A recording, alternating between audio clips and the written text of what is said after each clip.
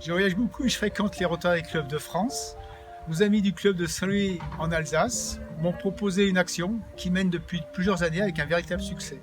Elle consiste à vendre aux commerçants et aux entreprises des roses qu'ils proposent à leurs clientes ou à leurs collaboratrices, le jour de la journée internationale des droits de la femme, le 8 mars. Je l'ai proposé aux membres de mon club et elle a trouvé une approbation unanime et enthousiaste. Nous avons donc décidé que cette action se ferait au profit des femmes traitées par chimiothérapie.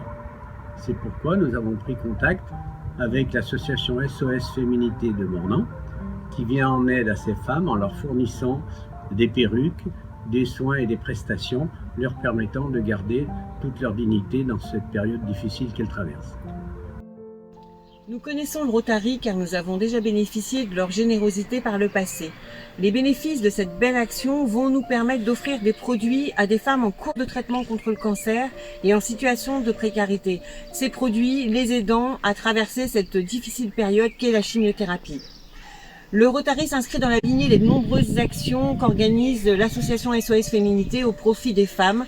Leur soutien et leur engagement nous vont droit au cœur. Il restait à la mettre en œuvre et nous avions du pain sur la planche. À partir de novembre, des réunions à distance régulières tous les jeudis soirs avec une présence assidue de tous les membres de la commission ont permis de mettre au point une organisation rigoureuse. Restait ensuite à trouver un fournisseur. Notre réseau nous a rapidement conduit à Carafleur, fleuriste à Saint-Genis-Laval. Lorsque les personnes du Rotary nous ont contactés et nous ont expliqué l'opération qu'ils envisageaient, nous avons tout de suite accepté. Et nous, pour contribuer à cette action, nous proposons les roses à prix coûtant et nous offrons les seaux pour le transport. Tout d'abord, nous avons établi la liste des commerçants et entreprises de notre territoire susceptibles de participer. Les villes de Saint-Genis-Laval, Brignais, Voulnes, Oulin et le 7e arrondissement de Lyon ont été sélectionnés.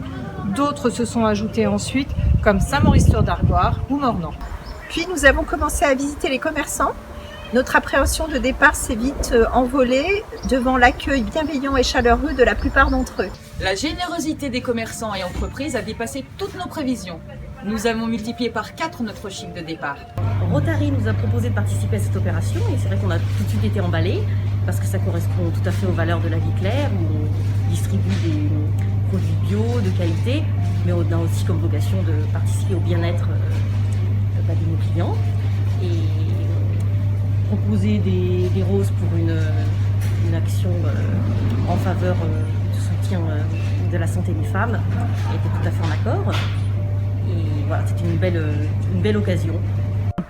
Nous avons accompagné notre action par des outils de communication, des documents explicatifs remis aux commerçants et une page Facebook sont venus en support aux Rotariens sur le terrain. La partie logistique a été prise très au sérieux. La fragilité du produit, des roses, nécessitait de calculer au plus juste le temps passé à chaque opération. Le temps de l'étiquetage, l'estimation du nombre de seaux nécessaires, le nombre de véhicules disponibles, la constitution des tournées de livraison. Tous ces paramètres ont fait l'objet de plusieurs simulations pour coller à la réalité. Finalement, tout s'est bien passé. Les roses ont été livrées à temps et elles ont fait le bonheur des clientes, des commerçants et des collaboratrices des entreprises. Nous avons beaucoup appris pour cette première édition et nous y avons pris aussi beaucoup de plaisir. Nous reconduirons bien sûr l'opération l'année prochaine.